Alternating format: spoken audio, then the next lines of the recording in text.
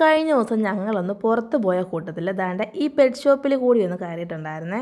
സത്യം പറഞ്ഞാൽ ഇവിടെ ഈ ലവ് ബേർഡ്സിനെ ഇങ്ങനെ നിരത്തി വെച്ചേക്കുന്ന കണ്ടിട്ടാണ് ഞങ്ങളിവിടെ കയറിയത്. നമ്മുടെ വീട്ടിലെ കൂട്ടിലെ ഇതുപോലത്തെ 3 ലവ് ബേർഡ്സുകളുണ്ട്.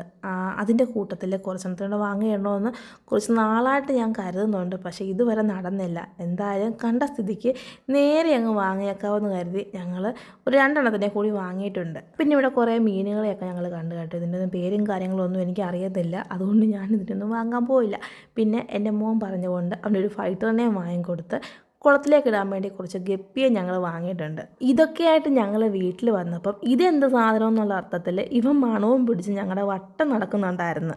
അവനെ അങ്ങോട്ട് പറഞ്ഞു വിട്ടിട്ട് വേണ്ട ഇയാൾ കിളിയെ നേരെ കൊണ്ടുവന്ന് കൂട്ടിൽ തുറന്ന് വിട്ടായിരുന്നേ. 2 വെള്ള കളർ ലവ് ബേർഡ്സിനെയാണ് ഞങ്ങൾ വാങ്ങിക്കൊണ്ട് വന്നത്. ഇവർ പേടിച്ച് ഇതിൻ്റെ കമ്പിയിൽ ഇങ്ങനെ പറ്റിപ്പിടിച്ച് ഇരിക്കുമായിരുന്നു. 2 ദിവസം കഴിഞ്ഞപ്പോഴാണ് ഇവർ സെറ്റായത്. പിന്നെ ഗപ്പിയാണെങ്കിൽ നേരെ നമ്മൾ കൊണ്ടുവന്ന് നമ്മുടെ കുളത്തിലേക്ക് അങ്ങ് തുറന്ന് വിട്ടായിരുന്നേ.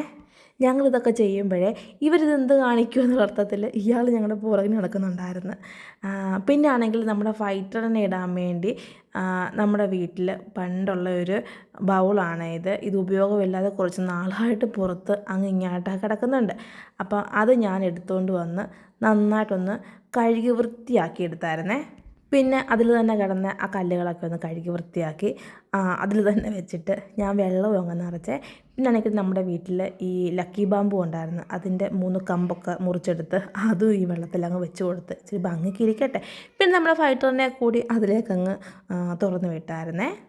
അപ്പം ഞാൻ വാങ്ങിക്കൊണ്ട് വന്നവർക്കൊക്കെ താമസിക്കാനുള്ള സ്ഥലങ്ങളൊക്കെ ഒരുക്കി കൊടുത്ത് പിറ്റേന്ന് ഞാൻ വന്ന് നോക്കിയപ്പം എല്ലാവരും സെറ്റായിട്ടുണ്ട് കേട്ടോ. മീനൊക്കെ നന്നായിട്ടുണ്ടായിരുന്നു. അതുപോലെ നമ്മുടെ ലവ് ബേർഡ്സൊക്കെ ഒന്ന് ഇണങ്ങി തുടങ്ങി. പിന്നെ നമ്മുടെ ഫൈറ്ററൊക്കെ നല്ല ഉഷാറായിട്ട് നടക്കുന്നത്.